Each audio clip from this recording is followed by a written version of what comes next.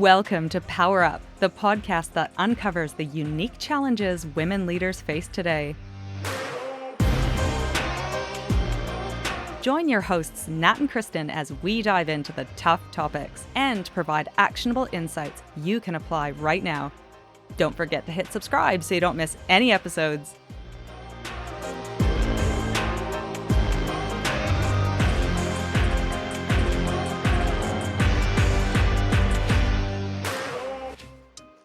We have been doing our International Women's Day month for the last several weeks and have been running a lot of workshops. And one of the things that, one of the, I suppose, little light bulb moments for us is when we talk about energy and the way we build relationships and the dynamics in relationships, and how, depending on your background, the way you were raised, your culture, there are a lot of givers. There are people who spend a lot of time depositing, what we'd say depositing into their relationships, really investing in relationships, being really generous with their time, with their knowledge, with their connections.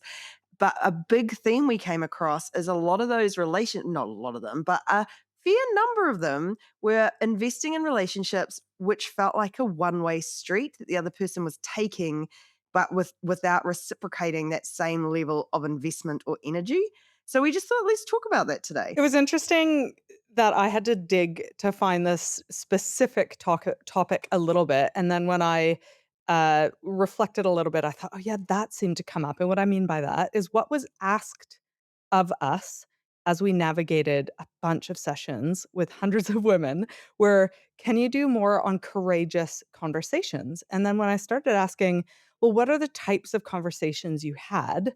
What they would often result in, my asking them, is them going, "Oh, well, I'm too accommodating and I'm giving too much and I volunteer too much and I need to stop." Like, that's what there are courageous conversations that need to happen all the time, of course, and we will deal with that. But for this one, it felt like we are our own worst enemy and that we have been socialized to be accommodating, especially now at a layer culturally. Obviously, we've been navigating in incredibly diverse rooms and obviously more collective and collaborative communities, like give, give, give, like we do things together and you never say no. But when I kind of really leaned into them wanting courageous conversations, it was like a realization of like, oh, I need to maybe check my behavior and stop putting my hand up for every single little thing. Yeah, it is, and it's interesting, and I think culture plays a real role here. And when you think about workplaces, most of them are embedded in a highly individualistic Western culture. And if looking at tech companies can be at the extreme end of this, and we've even seen organizations where performance is measured down to the individual, and there's very little recognition of how well you work in a team. It's almost like competition internally. And then you take people who come from backgrounds where everyone chips in, and it's just you're not seen as individuals competing against each other, you're just coming together to do stuff. So when you plonk someone from that culture into an organization that potentially is more full of people who are sort of like, how do I get myself where I want to go, it can create a lot of confusion, and it can lead to some people really exhausting themselves giving. But also, I think you're right with that sort of, it's easy to say, it's almost like why we run the five whys is people kind of come up with a solution and phrase it as a problem. Like, I need to have more courageous conversations. But the underlying problem is that I find myself bending over backwards for all these people who aren't giving back. And there's lots of ways to solve for that. There's lots of ways we can adapt our behavior to not leave ourselves exhausted, and to make sure that the relationships we're building, especially in a work context, are respectful and people do appreciate and acknowledge the energy and effort we put into them.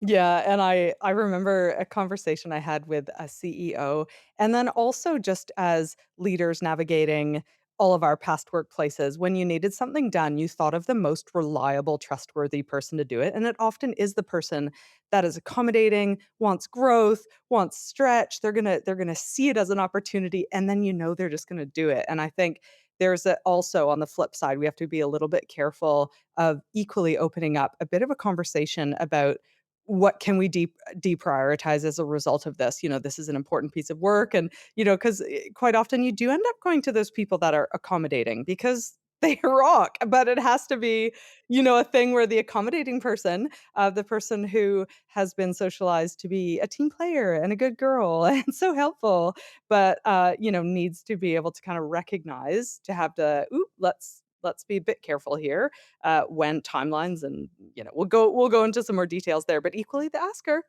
good time to make a check on this as we chat through this. Yeah, if you are maybe taking a little bit more from your relationships, this is where I think delegation gets a bad name amongst a lot of power suitors. Is that we all know people who, and I don't even think it should be called delegation, but they'd say I'm a great delegator, but what they actually do is just palm stuff off. And I think a really simple example of that is the people who just do the blind forward. They don't add anything; they're just like palmed off to someone else. And if you are a giver or a collective contributor up against a person who's very happy flicking things off at anyone else, it can create this really problematic dynamic. I threw up a link, sorry, I threw up a poll on LinkedIn just about thinking about one key relationship in your life, someone that you need on side. So for us in the past, it would have been a lawyer or someone in the risk space, or someone that you actually need on side. And then just to sit and think, are you currently a depositor? Like, are you really giving a lot, maybe too much to that relationship? Is it landing in the right way? Is it the right thing that you're depositing? Or are you withdrawing? Like, you actually asking too much too frequently from this person? So I put out a poll, and while I find it, I just thought, Nat, do you want to quickly go over, I don't know, any stories or insights from like this concept of bank balance? Maybe just run over that Yeah, very we can do quickly. a very quick Yeah. overview. So we like an analogy because I think when you talk about things like relationships and investing in your relationships and social capital and all these words, it can feel very like vague. Like, what? I don't know how to measure that. I don't know if I and it sort of just becomes big and hard, and we sort of go, yeah, I'm good at relationships, that end. So we have created this bank account analogy, basically thinking of every bank account as a joint savings account, and the balance is impacted by how much you both deposit, how much you both withdraw, how often you're depositing and withdrawing, and the amounts you're depositing and withdrawing. And it just kind of takes this concept of relationships and investing in relationships away from kind of this theoretical, weird, I don't know, airy fairy topic into I can actually somewhat track and measure the types of things that I'm doing in my relationships and being much more aware of where we are adding and where we are withdrawing. And even just as a starting point, that can be really, really beneficial because I was digging into this for an upcoming newsletter, but we have a real bias, humans do, to love ourselves and to think we're great. So things like most 90% of drivers will say they're above average in terms of driving. So there's some really interesting psychology around this, around how we are very good at clinging to evidence of how great we are, and discarding evidence of how not great we are. So in the driving example, there's people who are like, I'm so great, look at me driving. Very road ragey if anyone else makes a mistake, and then blissfully unaware of all the times they forget to go at the red light, at the green light, because they're checking their phone, or all the little dings they've got, or whatever else it might be. And I think it plays into this a little bit, and it plays in because we're all very good at thinking about all the great stuff we do in relationships and what we've added, but we sometimes don't pay attention to the stuff that we might be withdrawing from relationships, or some of the poor habits that we're in. So, yeah, this exercise in this workshop, we go quite deep in it to help people really start to understand where they sit in these key dynamics, and maybe uncover some blind spots on where they might be making some unconscious or accidental withdrawals. But also, what came out of it as well is to get really clear on when should you stop investing in a relationship? When are you investing a lot and finding that actually the other side is not kind of coming to the I party? think what's really interesting is the session we've been delivering was born from a mini masterclass in PowerSuit, which is available on demand. And it's almost like we married that social capital mini masterclass with an energy one we've been doing, because actually they go hand in hand, in that you're giving, giving, giving. Your energy is totally depleted. And people, for the most part, are really happy to take and may not notice. It could be a blind spot. So just quickly looking at LinkedIn, it is a small sample size because I've only just put it up, 45 minutes ago. However, 2/3 said with a key relationship in their workplace with someone that they need on side, they've been depositing far too much. So I just think we should maybe chat to those 2/3 right now and give a couple options about how might you rebalance it, or if you have to say something, how might you say something? So let's chat to the 2/3 majority, shall we? Yeah, well, let's start with depositing too much because if you're depositing a lot and it's not being acknowledged or valued, then maybe you're depositing the wrong thing. You might be depositing the wrong currency. So, do you want to talk? Yeah, do you want to share some examples of where that might come into play? Yeah, you're probably depositing yen. We probably don't wanna be depositing American dollars right now or crypto, but what do I don't know what currencies are really strong at the moment, probably China or something, but anyway. So we need to yeah, it's all about being strategic and kind of, what we highlighted was when you give something, it actually there are a few rules. Number 1, it should be time bound, like, if someone asks and when I say give, it could even be like you are saying yes to something that is coming across your lap, but quite often that can be time bound. So someone might be like, "Hey, do you have a quick sec to run these numbers for me or to take a look at this thing or to help me nut this through and or I'm stuck on this thing, can you help?" It might just be something like, "I've got 10 minutes to help you now or later or tomorrow." So it's actually putting a bookend of a time like this my time is precious, I value my time, and I happen to have this sliver that I can help you out with, and that's better than nothing, and it's really signaling that you value your time, but yep, you're happy to help at this specific time, and so I love this concept of time bound, and then the other thing is kind of thinking about things that you give that don't expend a lot of energy, so that can be things like using your superpowers, your strengths, if you're really good at not analytics or something, you might just be quickly review their work and maybe you might be able to spot the mistake or you could double check those figures. Or if you are a collector of people and a super connector, you might go, oh, yep, let me introduce you to someone who might know more about this or whatever. Like the point is that if you use your strength, you use less energy when you're helping someone out as opposed to like learning something new at the same time. And then strategic can also be, let me think. Well, I've lost it. So now you go. Well, no, yeah, I was interested as well in like some of the deposits people might be making, thinking they're adding value, but not. And I think one of them, sort of, you alluded to is we often find this, let's say, in a meeting where people often see themselves as the deliverer. So everyone will decide something, they don't contribute their opinion or thoughts, they just jump in and start doing whatever they think the consensus is or whatever they think in quotation marks they've been told to do, thinking that's being really helpful and being really valuable to a relationship. But the other person might be like, I actually really wanted your brain to help me figure out the solution there. And you've kind of just really devalued yourself into not participating in that conversation. And so I think sometimes we can make those mistakes of thinking racing around and doing a lot can make us really valuable. But sometimes it just positions you as helpful, but not necessarily strategically useful or valuable in different contexts. And so we think we're adding so much value to these relationships, and we're actually positioning ourselves as kind of just a helpful doer rather than someone who's coming to really add to the quality of conversations or decision making in the room. I think that's such an important distinction here is this does wrap into personal brand and the strategic deposits are ones that really elevate your personal brand. And so again, they further establish your strengths. So you want to be helping in those areas. They further establish things related to boundaries and the value of your time when it becomes to kind of time bound things.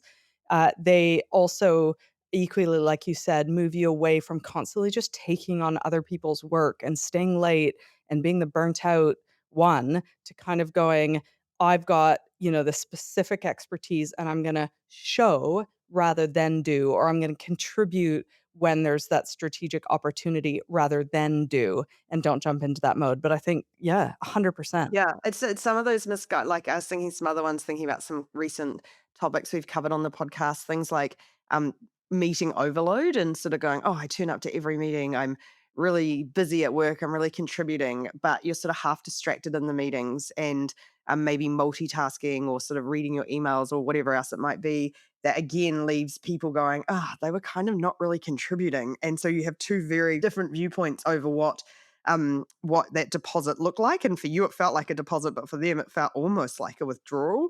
Um, there's the other one that I feel like is I've seen a bit is people think that they are being nice is really valuable, so not giving feedback or not raising issues when they arise, and forgetting that actually that can be a real withdrawal as well, because sometimes people like feedback as a gift, and really and investing in those relationships sometimes means being really honest and contributing to them actively. So I think sometimes when we've had these conversations with people who feel like there's a real imbalance, it is worth just stopping and going, am I adding something that is valued by this person? Or am I just, like you say, sort of jumping on a habit or continuing sort of on autopilot with stuff that I just do, that they don't really care about at all? Um, and I also think when it comes to depositing, like the person who comes to mind, we both worked with this person a while ago, and I just remember we were laughing one day out. We had a lunch before Christmas, and I had to send her a note, so flicked her an email from my iPhone, and she came back, "Oh, very nice that you're out for lunch. I haven't had a lunch break in weeks." And I just thought, how in that context, sometimes you're like, this relationship, it doesn't really matter how much I bend over backwards replying quickly to her emails. She's still not going to value that. I needed to solve a totally different thing if I wanted to find that common ground and build the relationship. So sometimes we can kind of buy into that, like kind of valuing the stuff that we care about, or going, but I did it right. And it's just not something they care about. So like I think there's a couple threads there, which is really interesting. One is that, and I think it's worth chatting about briefly, is that social capital is ultimately the relationship that we build with others, and a deposit is a really nice way to do that. And if you think about the great relationships in your lives, but the friends who are there when you really need them, or other friends who might just delight and surprise you when least expected. It could be a Christmas card or a little gift I remember talking, complimenting a friend on her eyebrow color, and because we both have blonde eyebrows, and she's like, "Oh, I use, the Clairol, and it's really great, and it comes in light brown, which is our tone." And then the next day, it was in my mailbox, and I was like, "That was the most thoughtful thing." I love that. That is the concept of building a relationship on reciprocity and not always giving, giving, giving. But I think there's a thread there about that it is a relationship, and quite often people like working with people they like working with. And so the point here is not be strategic as in if I give something I'm going to get something, but this is actually in the benefit of a relationship so that we work better together, and increase the value of our work together. But equally, I think there was a thread here about being brave enough to have a conversation and either to ask, to start to discuss, what's happening here for a bit of a reset. And I think it's not controversial or too scary to say things like, I've been taking a lot of this on, but I need to pull back on this for a bit. Or something like, I'd love to help, but I'm at capacity this week. Is there any other, can we find another way? So I think getting really curious, and are these short, almost, well, no without saying no statements of just starting to signal, that, "Hang on a sec, we're getting a bit out of balance here. I think it's time for a bit of a rebalance." Few Yeah, things and there. even just asking what is helpful for other people rather than just assuming. Yeah, what do you need right now, actually? Because just jumping to our go-tos isn't always that helpful. What if you are up against someone who you consider to be a withdrawer? So it could be someone who just kind of flings work at you last minute. It could be that sort of constant interruptions. It could be someone who claims a lot of credit for joint work. All of those things that can really diminish the value of a relationship. How do you tackle that? Well, I like thinking of our mini masterclass on no, and you use an analogy of going away on holiday, and you have a family member who's a cop, and basically asking them, "How do I keep my house from being broken into?" And ultimately, it was just make your house the tiniest bit harder than the neighbor to break into, and don't leave the money out, and I don't know, security sticker on the window, whatever that might be, but. I think that's a really nice analogy to this, is that there are people who are serial withdrawers. I suspect their social capital banks aren't all that high at the moment, and so ultimately they will just take from whoever will give at that time. So that is a problem in itself. That's probably a cultural problem. It is really hard to work with people like that, but I would just make your house a little bit harder to break into than the No, next and door. I think a key point with social capital as well is the different dynamics have different balances, and, like, I always think kids like, most kids are withdrawers when it comes to their parents, like, and their job is to Oh my withdraw, like, goodness, mine are still withdrawers. When do I ever get back? When I do I don't know get if back? you ever do from your kids. I think the point of kids is, like, that dynamic is, like, the bank account is constantly being topped up by you and withdrawn by them, and that's how it should be.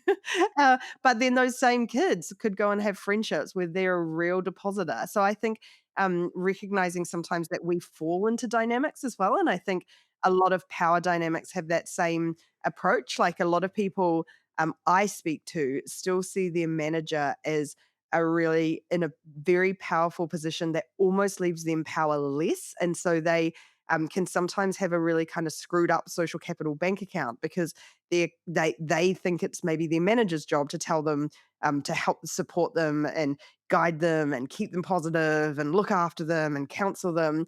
But what the manager's seeing is someone who's really withdrawing from their social capital bank account. And so sometimes it's we have these perceptions of what different roles in our lives are meant to do, the same person who might be going home and being the absolute organizer, the positive person, the person who's got everything sorted, can come to work and sort of dump all their problems on their manager and not realize that that dynamic doesn't play out really well either. And the manager may feel uncomfortable, like it devalues you in the organization because you take a lot of their time and energy. But they may not know how to broach that either because they may just see you as someone who's quite needy, and that's how they treat you from there. Yeah. That's actually a really fair point, and I like that you brought it up because that was last week's episode on Stop Assuming and Start Managing Up, and I think that, we were at a Power Suit get-together, and I was chatting with someone who was struggling in a relationship with their manager, and visibility felt to be a problem, and we have talked about this before, and it's in conversation last week in that episode, so please listen, but, she kind of didn't understand how to get time, from her manager or time, space, visibility, great conversations. And granted, that is a problem, but I just said, what if you were to send an email every Monday where you were calling out the 2 or 3 things that were top priority for you, the one thing you needed from her, if anything at all, and then something that she should be across. Like, what if you were to do that? And there's someone across the table went, "Oh, I manage 9 people, and I would love if I got 9 emails every Monday morning." And I just thought, there's something in that. Like, there is a putting yourself, and we talked a lot about this in the last week. There's something about putting yourself in that other person's shoes. What is it like to be them? And in your capacity with that is strategic, that is using your strengths and or your position wisely, how might you make their lives easier in a very small way? And that would literally take 30 seconds, that email. Yeah, yeah, I Mm. agree. There was lots of different ways that we can be accidental withdrawers, and someone I thought they were really brave and very self-aware, mentioned that they did need a lot of reassurance, and it just through this workshop had this real light bulb moment of wow, that actually draws a lot of energy from my manager. Who, by the way, was in the room and was like, I don't think I've noticed them do this at all.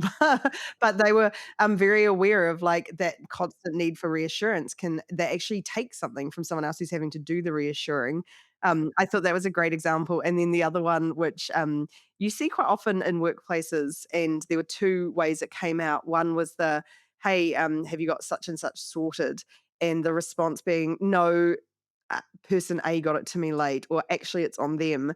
And how that's such a social capital withdrawal because you've basically just passed the buck for something that someone wanted you to sort. And someone else raised that her response often, more often than she was happy with once she thought about it, was, "Oh, I don't know anything about it." Again, passing the buck. So these are all things that a lot of us are accidentally guilty of. Another one is like kind of bringing poor relationship dynamics into situations like I don't want to work with that person, or assuming that they're difficult, or complaining about different people, rather than just like getting on and sorting out those relationships and investing in them. And that can sometimes play out. We know a lot of people who work in HR roles, and you just see these people, dynamics between people blow up to the point that they're like there's a whole bunch of time and energy being invested in something that often was just a miscommunication, and then this dynamic blew up. And those are withdrawals. Those can be real withdrawals, not to discount like real dysfunctional or toxic behavior at work, but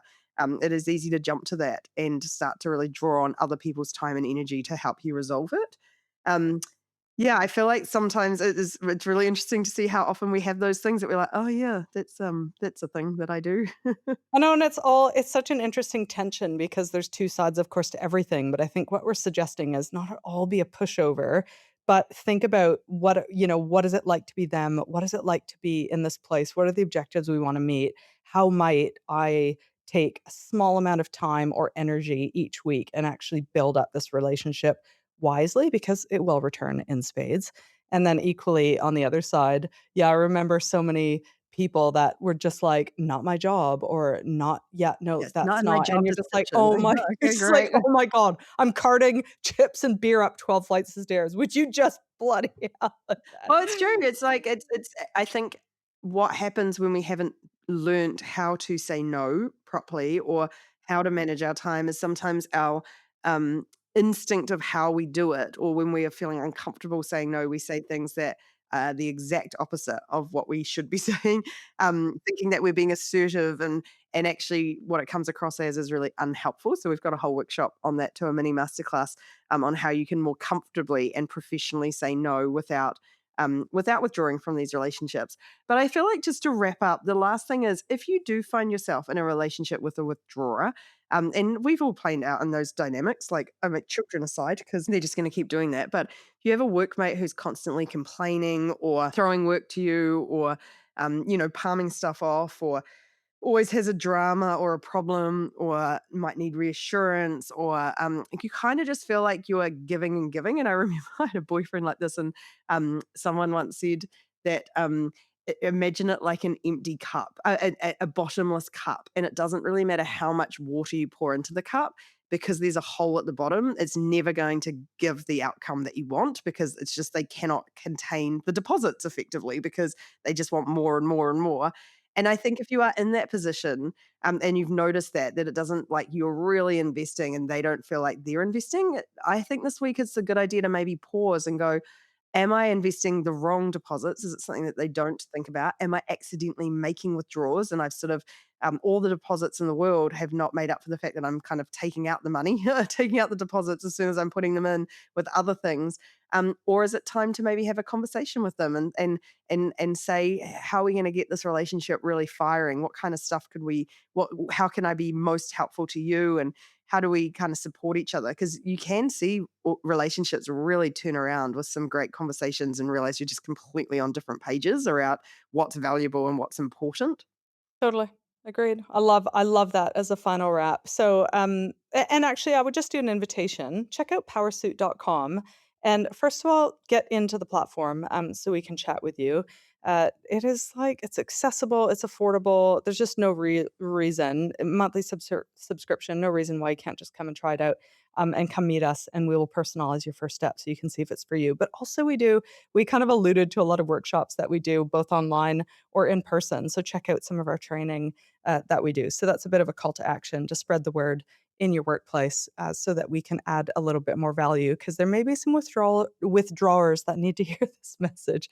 So Yeah. yeah, yeah, And as do a that. team, it can be really good to have. We notice that with the workshops we've been doing, when you have that language, that shared language around this stuff, it starts to become a lot easier to go, oh, that was a withdrawal, or oh, thanks, that was such a great deposit. I really appreciated that.